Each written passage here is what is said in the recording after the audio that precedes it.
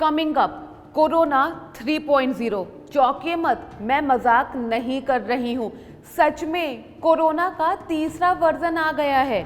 अभी तो पहले ही वर्जन का टीकाकरण शुरू नहीं हो पाया था कि पता चला कि ब्रिटेन में दूसरा कोरोना वायरस भी आ गया है, जो पहले वाले वायरस से ज़्यादा खतरनाक है।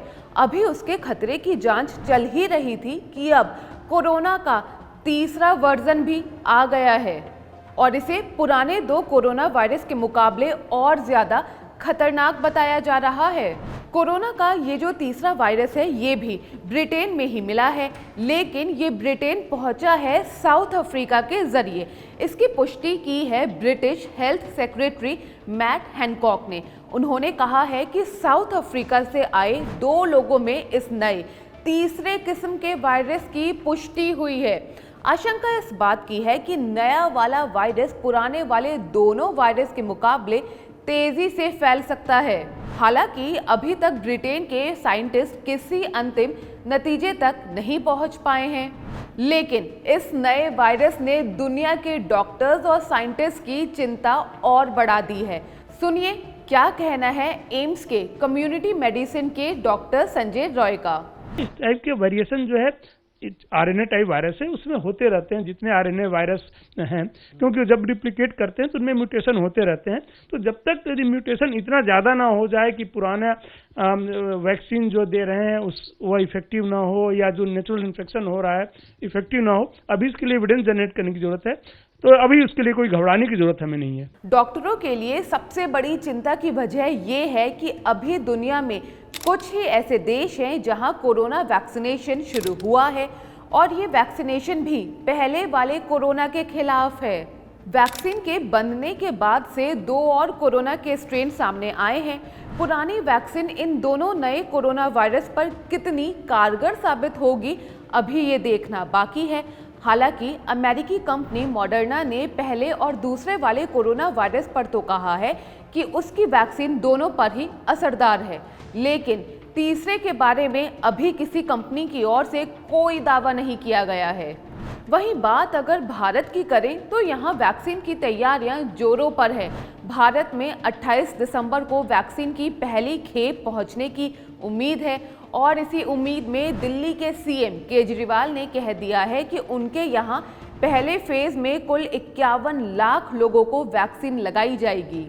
इनमें 3 lakh health care worker, 6 lakh front line worker जैसे कि पुलिस और सिविल डिफेंस के लोग शामिल हैं। 3 किस्म के प्रायोरिटी एरिया बनाए गए हैं कि पहले इन लोगों को दिया जाएगा।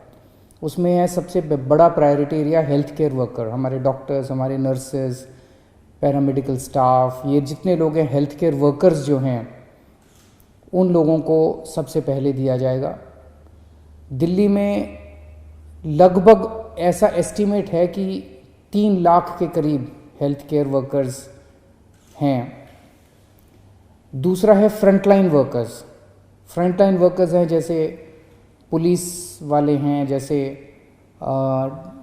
सिविल डिफेंस वॉलंटियर्स हैं, जैसे म्यूनिसिपल वर्कर्स हैं। इस किस्म के लोगों को फ्रंटलाइन वर्कर्स बोला जाता है। ऐसे लोगों की संख्या दिल्ली में लगभग 42 लाख है। तो 42 लाख और 6 लाख 48 लाख और 3 lakh health care workers, 51 lakh लोग दिल्ली में हमारे प्रायोरिटी कैटेगरी में आते हैं। दिल्ली सीएम ने जो 51 लाख लोगों का आंकड़ा दिया है उसके लिए 1 करोड़ 2 लाख वैक्सीन की डोज चाहिए होगी, लेकिन अभी तक तो यही साफ नहीं हो पाया है कि पहले फेज के वैक्सीनेशन के लिए भारत में कितनी डोज आएंगी।